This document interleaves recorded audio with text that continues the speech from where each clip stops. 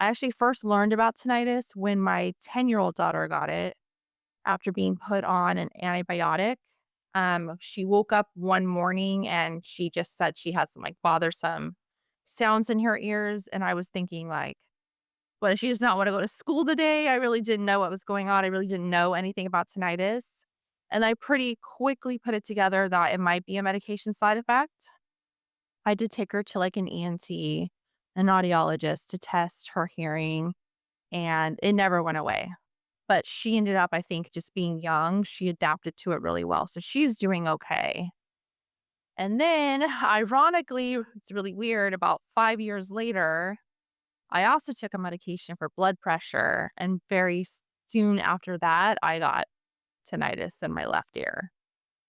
And because I already had that knowledge and, like, background, I think, of it not going away, and the things that I'd read, like, early on for my daughter were scary, though I got some, like, good advice on how to keep her calm, and, like, that was helpful. When I got it, I just like, it scared me.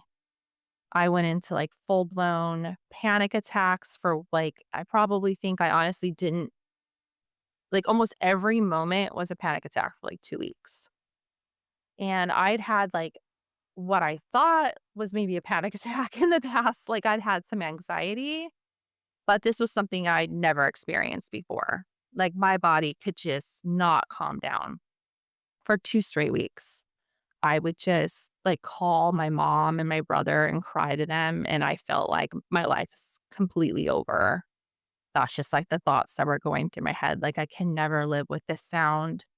It was so loud, and I immediately, if I'm being honest, like, went into sort of just having, for the first time in my life, having, like, suicidal ideation, like, pretty strong, because I was so devastated, and after about 2 weeks, and I did see an ENT during this time, and that wasn't very helpful. My first trip to go see an ENT wasn't very helpful, which I feel like a lot of people have that experience, and I think from talking to people, I think that's for some people where that panic sets in because they go see that ENT, and then that's when they get the news that, like, almost dismissive, like, "There's nothing we can do for you," and just send you on your way.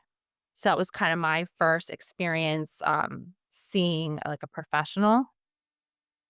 After that, I saw an audiologist, which was much better, and they did a hearing test, and they determined that I have hearing loss in both ears, but in the left ear is more severe.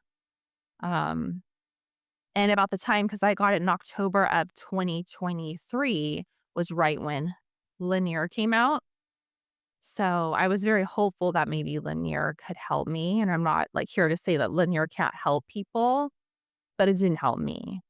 Um, I feel like I did everything I could. I saw a tinnitus coach immediately, um, just to, like, try to get some help. I got hearing aid maskers.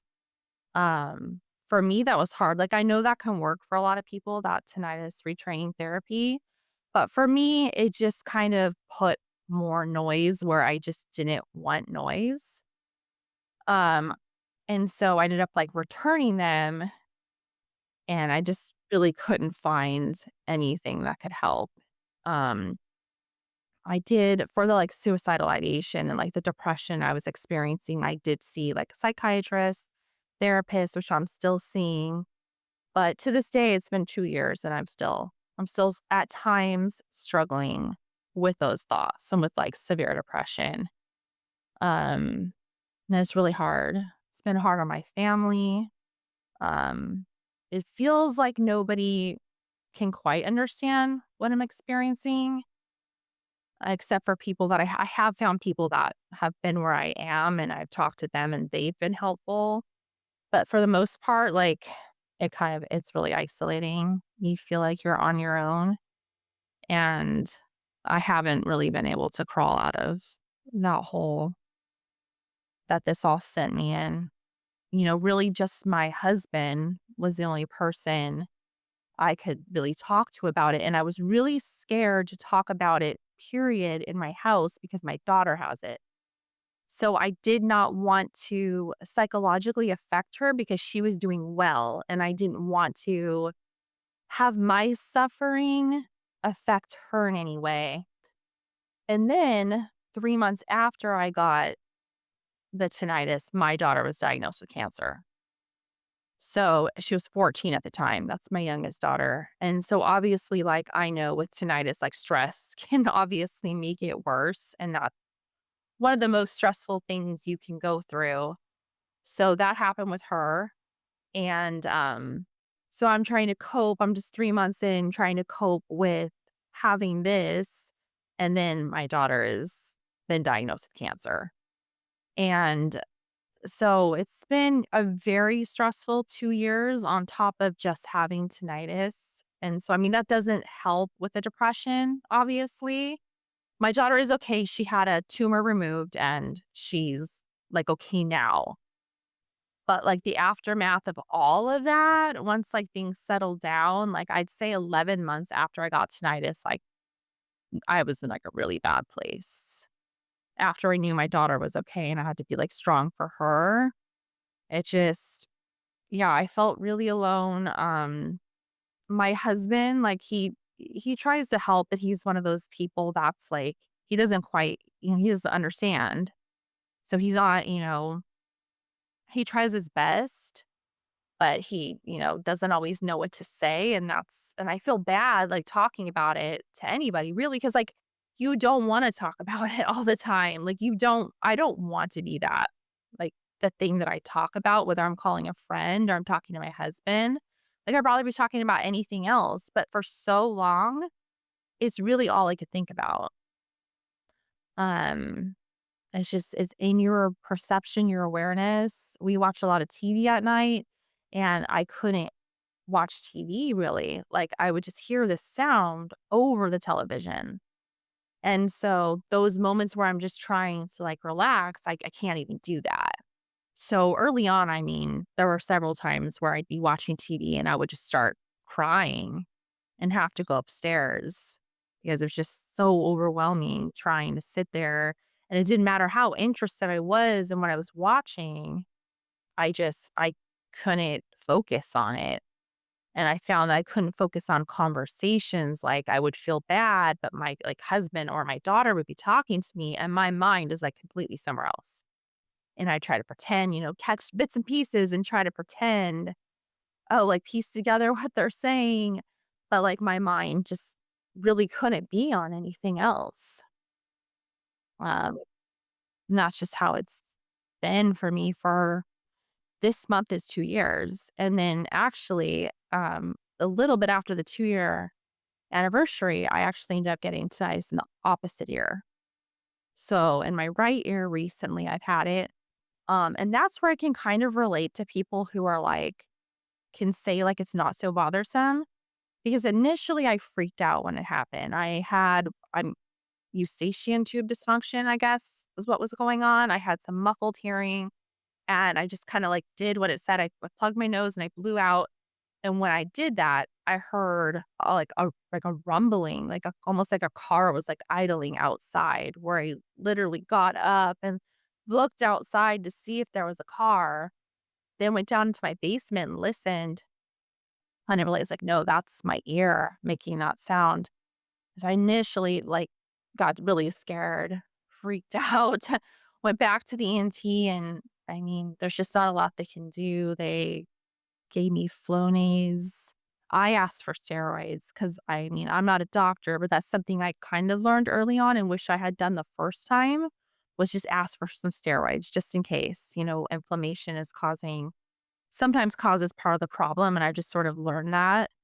And again, not giving medical advice, but that's something I learned. So asked for steroids. He put me on steroids, had me taking Flonase, Claritin, but there's really not like much else they can do.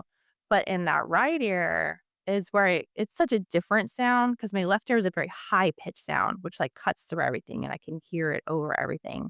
But my left ear is like a very low rumble that sounds like it's in the distance. And I can only hear that in a quiet room or like when I'm going to sleep. And to be honest, like I'm on vacation right now. It's like very obvious. I'm at a hotel with my daughter and like that sound hasn't bothered me at all. Like So I can see where people could have it a little bit and like it not be bothersome. And then they're kind of like, what's the big deal? It's just a little sound. So I kind of have that like I can see both sides of that. This was the only tinnitus I had. I wouldn't be talking to you right now. It's the severe one that I have in my left ear that I mean, it keeps me up at night and keeps me from being able to concentrate. And it's just been something I still like struggle with. I mean, it's really hard to tell your friends and family that you are having like suicidal thoughts. That's not something I want to be telling people close to me. That's not something I want to be feeling. I have children, but it's been hard. That's been a hard struggle. And I go to the psychiatrist and they'll ask me, do you have a plan? And I say, no, I don't have a plan. But these thoughts go through my mind now. And to me, I think like if anyone does have a plan, obviously I would want them to like get help, like I have. But I think in a sense it does make some sense because when you want something to stop and you don't know how to make it stop, your mind kind of jumps to the one thing that could make it stop. And I hate to think that way, but I'm just being honest. Like on the severe end of the spectrum, that is something that people experience. And I am in a forum like where it's very, very positive and very pro like habituation, like people who have habituated trying to help other people.